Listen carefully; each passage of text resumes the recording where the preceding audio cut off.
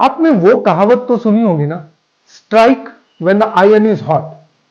हथौड़ा तभी मारना चाहिए जब लोहा गर्म हो।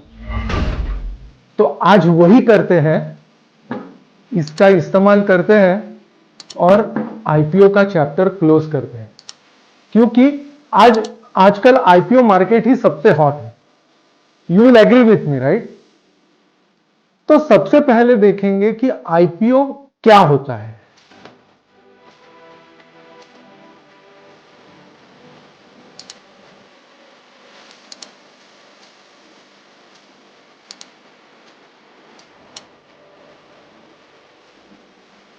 तो कोई भी कंपनी जब प्राइवेट लिमिटेड से पब्लिक लिमिटेड होती है तो ये एक हिस्टोरिक मोमेंट होता है कंपनी के लिए। वो क्यों, वो अभी मैं आपको बताऊंगा। जब कोई भी कंपनी पब्लिक लिस्टेड होती है तो उसकी विजिबिलिटी ज्यादा होती है, पॉपुलैरिटी ज्यादा होती है, लोग उसे ज्यादा जानने लगते हैं। फिर होता यह है कि उनको अगर कभी ग्रोथ कैपिटल रेस करना है फ्यूचर में तो उनको बहुत आसानी होती है, बिल्कुल कठिनाई नहीं होती। थर्ड चीज उसमें यह भी होती है कि क्योंकि public listed shares easily tradable होते हैं तो ओनरशिप राइट्स में ट्रेड करना, मतलब शेयर्स में ट्रेड करना बहुत ज्यादा आसान हो जाता है कोई भी पब्लिक लिस्टेड कंपनी के लिए।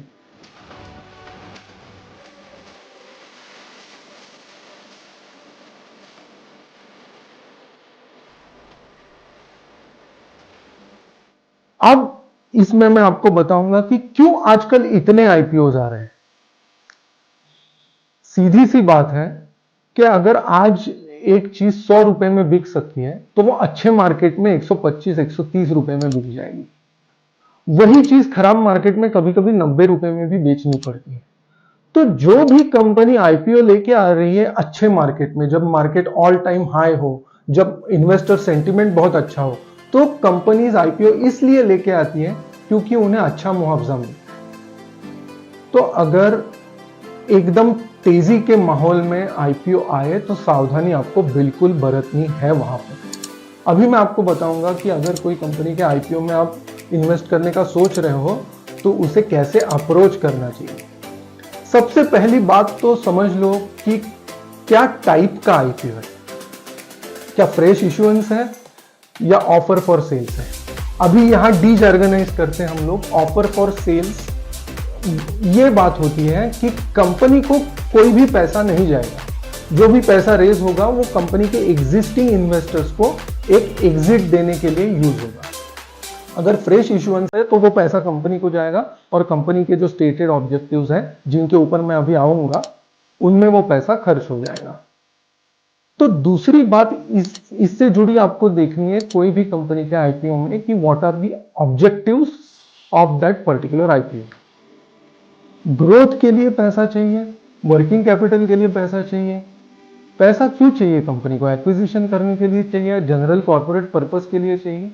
यह आपको समझना बहुत ज्यादा जरूरी है। और यहां मैं प्रैक्टिकल बातें दो आपको बताऊंगा। जब सिर्फ ओएफएस होता है ना, ऑफर फॉर सेल्स, तो बहुत बारीकियां उसमें देखनी आपको जरूरी इसलिए है क्योंकि बहुत बार ऐसा होता है ओएफएस में जो एग्जिट लेने वाला या पार्शियली शेयर बेचने वाली जो एंटिटी होती है ना, they try to capitalise on the market sentiment और उनकी ही चलती है। प्रमोटर्स को ज्यादा से नहीं होता है तब आईपीओ के प्राइसिंग, तो कभी कभी ये एग्रेसिवली प्राइस्ड हो सकती है आईपीओ। इसके लिए सिर्फ प्योर ओएफएस हो तो आपको सावधानी उसमें बिल्कुल बरतनी है। इसमें और क्या देखना है? Now you have to focus on 3 P's। 3 P's मतलब क्या? People, products and profits. ये 3 चीज आपको कंपनी में देखनी है। कौन लोग हैं जो कंपनी चलाते हैं, what is the pedigree of management and their experience. Product की अगर बात करें तो किसका कितना मार्केट शेयर है, क्या प्रोडक्ट्स उनके हैं, कितनी उनकी पॉपुलैरिटी है, आगे जाके कंपनी को अपने बिजनेस में क्या प्रोस्पेक्ट्स हैं। प्रॉफिट्स की जहां तक बात है, revenue growth, profit growth, indebtedness, ये सब बातें देखना भी बिल्कुल जरूरी है। अब आप कहेंगे कि इतना तो मैंने बोल दिया था, बट ये सब देखेंगे कहां? तो एक चीज होती है red herring prospectus. Red herring prospectus आपको सेबी की वेबसाइट में मिल जाएगा। अगर आपको वहां ढूंढने में दिक्कत होती है तो कोई बात नहीं है। जिस भी कंपनी का आपको रेड हेरिंग प्रॉस्पेक्टस या RHP चाहिए, वो कंपनी का नाम प्लस RHP ऐसा कोई भी सर्च इंजन में डाल दीजिए। जो रिजल्ट फेच होंगे उसमें आपको एक PDF फॉर्मेट में ये फाइल मिलनी चाहिए, जहां तक मेरी जानकारी है। तो आप ये जरूर देखिए, RHP देखना जरूरी है if you are a serious investor. Now let's come to the next point. Next point इसमें यह है कि GMP या ग्रे मार्केट प्रीमियम। आजकल IPO सक्सेसफुल होना या फ्लॉप होना फर्स्ट डे में एटलीस्ट, ये प्योरली ग्रे मार्केट प्रीमियम पे वर्क करता है। और सबसे हैरत की बात इसमें यह है कि ग्रे मार्केट प्रीमियम का कोई ऑफिशियल सोर्स नहीं। अगर आप नहीं जानते हो ग्रे मार्केट प्रीमियम क्या है, तो मैं एकदम 2 लाइन में आपको बताता हूं। समझो कोई कंपनी ने अपना IPO 100 रुपए में किया, तो 100 रुपए का IPO ग्रे मार्केट में अगर 125 रुपए में चलता है, तो इसका मतलब है ग्रे मार्केट में उसका 25 रुपया प्रीमियम है। तो जब ये होता है ना, तो कभी भी IPO फेल होने का चांस बहुत कम हो जाता है। तो ग्रे मार्केट प्रीमियम देख के लोग बहुत स्पेक्यूलेशन करते हैं। मेरा मानना यह है कि ग्रे मार्केट प्रीमियम कितना है उसके ऊपर नहीं जाना चाहिए हमें। अगर ग्रे मार्केट प्रीमियम ज्यादा है तो ज्यादा से ज्यादा हम ये जरूर कह सकते हैं कि हो सकता है IPO फ्लॉप नहीं होगा, at least on the day of listing. फिर आपको उसमें देखना चाहिए कि कितना ओवर सब्सक्रिप्शन है। यूजुअली इश्यूज 3 दिन चलते हैं, अगर बीच में कोई पब्लिक हॉलीडे आया तो 4 दिन चलते हैं। तो अगर दूसरे दिन कोई भी IPO 100% सब्सक्राइब होता है, उसमें इंस्टीट्यूशनल इन्वेस्टर्स अगर ज्यादा होते हैं, तो नेचुरली वो IPO at least on the day 1 successful होने का चांस ज्यादा रहता है। तो नंबर ऑफ सब्सक्राइबर्स उसमें जितने ज्यादा, उतनी वो शेयर को डिमांड ज्यादा रहेगी और उतना प्रीमियम लिस्टिंग में मिलने का ज्यादा चांस रहता है। फिर लास्ट में मैं आपको और 2-3 बातें बताऊंगा जो आपको बिल्कुल देखनी चाहिए। पहले तो मैं वैल्यूएशन के बारे में कुछ भी बोलूं तो हो सकता है मैं भी आपको ठीक से नहीं समझा पाऊं, because I am not taking any real world example for all practical purposes.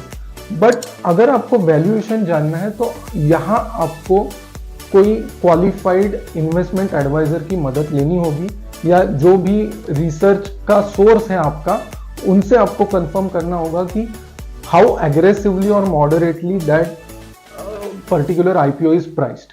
क्योंकि अक्सर ये देखा गया है, जो प्रमोटर्स इन्वेस्टर्स के लिए पैसा छोड़ते हैं, anybody who leaves money on the table for investors, वो सक्सेसफुल IPO करते हैं।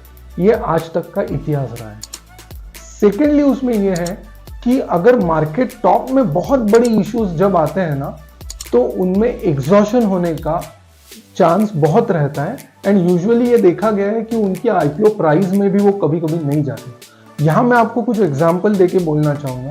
जब रिलायंस पावर का IPO आया था इन 2008, हर एक को ऐसे लग रहा था कि रिलायंस कुछ मुझे मुफ्त में देगा। यहां मैं कौन सी कंपनी की बात कर रहा हूं, ये इममटीरियल है। बट तब का सेंटिमेंट ऐसा था कि हर एक को इन्वेस्ट करना था और वो IPO फ्लॉप हो गया। फ्लॉप मतलब IPO तो आया बट किसी ने उसमें पैसा नहीं बनाया।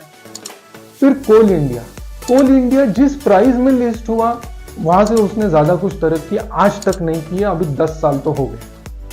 फिर मैं आपको एग्जांपल रिसेंट में अगर देना चाहूं तो LIC का ले सकते हैं या पेटीएम का ले सकते हैं। बहुत बड़े इश्यूज होते हैं ना, वो मार्केट से बहुत ज्यादा लिक्विडिटी सक आउट करते हैं। तो आपको यह भी देखना है कि मार्केट से कितना पैसा एक कंपनी उठा सकती है। तो बोलने के लिए तो IPO ये सब्जेक्ट नेवर एंडिंग है, and we also have to consider it on case to case basis. But आज के लिए मैं यही रुकूंगा। जाते जाते सिर्फ 3 बातें आपको कहना चाहूंगा। IPO ये 3 पत्ती नहीं है। IPO ये एक हॉर्स रेस नहीं है। IPO ये कोई भी गैम्बलिंग का जरिया नहीं है। अगर आप अच्छे IPO को लंबे ध्यान से सब्सक्राइब करते हो तो आप मल्टी बैगर स्टॉक कमा सकते हो। अगर आप IPO को स्पेकुलेशन और लिस्टिंग गेम जैसा भी देखते हो तो भी कोई बात नहीं है, but then you have to be always selective about which companies you are going to apply to. पसंद आए ये वीडियो तो लाइक, शेयर और सब्सक्राइब करना ना। Mind your